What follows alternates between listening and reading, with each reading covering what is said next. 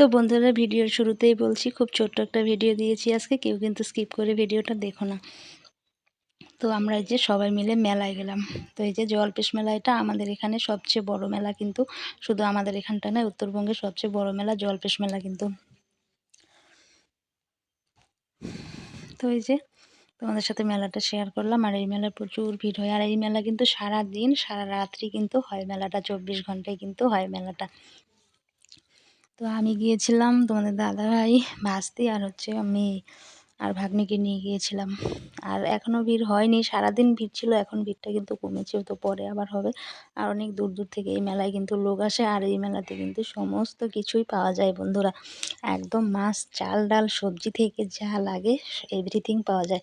আর এখানটা ঢুকতেই একটা দেখো কৃত্রিম শিবলিঙ্গ, কত সুন্দর, ভীষণ ভালো লাগছিল। তো এখানটায় বাবার গান হচ্ছিল, আর এই যে শিবলিঙ্গ থেকে জল পড়ছিল, তো এটা নাকি কৃত্রিম শিবলিঙ্গ। তারপরে চলে গেলাম ফুল ফুল গাছের দোকানে। তো তোমাদের বললাম না, এই মেলাতে সমস্ত কিছুই আসে। এত সুন্দর লাগছিল, এত সুন্দর লাগছিল, কি বলবো। গত বছর আমি একটা এখান থেকে জবা গাছ এনেছিলাম, এবছরও আমি কিন্তু এখান থেকে একটা জবা গাছ নেবো, এর জন্যই কিন্তু চলে এসেছি। তো ফুলের দোকানগুলোতে এখানে অনেক প্রচুর ফুলের দোকান আছে, আর সমস্ত রকমের গাছ কিন্তু এগুলোতে আছে। গাঁদা ফুলগুলো দেখো কি সুন্দর লাগছিল না, বেশ ভালো লাগছিল। আর এখানটায় ভালোই ভিড় ছিল। তারপর এখানে বাঁশের জিনিস দেখলাম, বাঁশের নানান রকমের জিনিস কিন্তু বানিয়েছে, আর আকাশ ছোঁয়া দাম কিন্তু জিনিসের, প্রচণ্ড দাম, কিন্তু কিছুই কিন্তু কেনা হয়নি। আর ছেলে মানুষের সাথে বুঝতেই পারো, মেলাতে গেলে সেরকম কিছু কেনাকাটা করা যায় না। আর ওখানটায় দেখতে পারলে দুটো ট্রাক্টর দেখতে পেলে, ট্রাক্টরও বিক্রি হচ্ছিল। তো তোমাদের বললাম না, ফল থেকে শুরু করে যা যা লাগে, কি নেই এই মেলাতে, সমস্ত কিছুই কিন্তু আছে।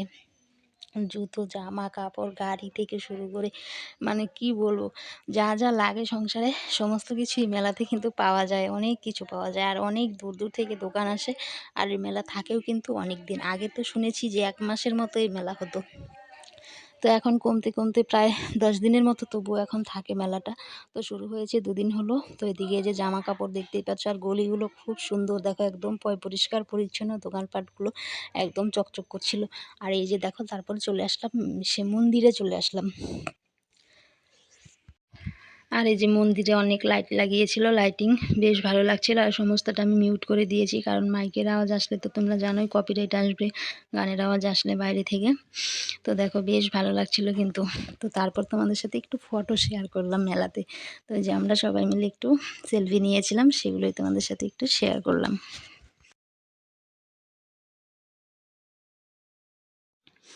আর এই মেলাতে না দিনের বেলাতেই বেশি ভালো লাগলো, দিন থাকতে আসতে পারিনি, কারণ সংসারের কাজকর্ম ছিল, আবার বাড়িতে আত্মীয় স্বজন, ননদ ননদের জামাই এসেছে, সবাই এসেছে, তো রান্না খাওয়া করতে করতে, খাওয়া দাওয়া হতে হতে কাজ সারতে সারতে অনেকটাই লেট হয়ে গেছে। আর আমাদের বাড়ি থেকে বেশি একটা দূরেও না, মেলাটা অনেকটাই কাছে, আমরা টোটো করে এসেছিলাম। তো এখন এই যে চলে যাচ্ছি, বেশিক্ষণ ছিলাম না, সেই 5:30 6টার দিকে এসেছি, তো এখন এই যে চলে যাচ্ছি। তারপর এটা পরের দিন আবার সংসারের কাজকর্ম, 2 দিনের ছোট্ট ভিডিও, তবু তোমাদের সাথে 2 দিনের ভিডিওই শেয়ার করেছিলাম। একদিনের ভিডিওটা শেষ করতে পারছিলাম না, আর কাজের জন্য সেরকমভাবে ভিডিও বানাতেও পারছিলাম না, বাড়িতে প্রচুর ঝামেলা আছে কাজের। তো আমার একা হাতে সমস্ত কিছু করতে হচ্ছে, কারণ যা নেই বাপের বাড়িতে গেছে, এদিকে আত্মীয় স্বজন আছে বাড়িতে, তো এর জন্য সেরকমভাবে তোমাদের সাথে ভিডিও শেয়ার করতে পারছিলাম না। আর তোমরা তো জানোই, আমার জয়েন্ট ফ্যামিলিতে সংসারের কাজগুলো একা হাতে করলে কতটা শরীরের উপরে চাপ পড়ে। আর মাও তো সেরকমভাবে এখন করতে পারে না, তবুও মা সঙ্গে সঙ্গে যেটুকুনো পারছিল হেল্প করছিল, কারণ পুরো সংসারের কাজটা একা আমি হ্যান্ডেল করতে পারছিলাম না। আর শরীরটাও আমার সেরকম ভালো না, কয়েকদিন থেকে শরীরটা একটু খারাপ খারাপ লাগছিল কিন্তু। তো এদিকে সকালে যা যা কাজ ছিল সেগুলো সারলাম, মাও আমার সঙ্গে সঙ্গে হেল্প করেছিল, সেরে সকালে রান্নাবান্না তো হয়েই গেছে, খাওয়া দাওয়া হয়ে গেছে। তো এখন আমি দুপুরের রান্নাটা এদিকে করছিলাম কিন্তু। আর শরীরটাও না ভীষণ কিন্তু খারাপ লাগছিল, বেশ ভালো লাগছিল না।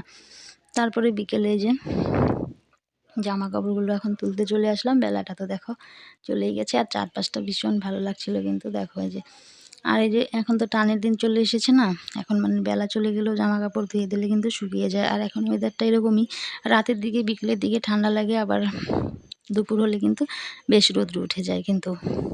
আর এমনিতে এদিকে না একদম ওয়েদারটা রুক্ষ সূক্ষ্ম বেশি এদিকে, মানে হাওয়া বাতাসের মানে খোলামেলা জায়গা তো হাওয়া বাতাসটা মানে একটু বেশি। আর এই দিনে জানোই তো হাওয়া কীরকম টানের দিন, হাওয়া মানে ছাড়লে আরও বেশি টান টান লাগে সমস্ত কিছুই। আর আজকে খুব ছোট্ট একটা ভিডিও দিয়েছি, তাহলে আজকে এখানে এন্ড করছি। টাটা বাই, দেখা হচ্ছে পরে।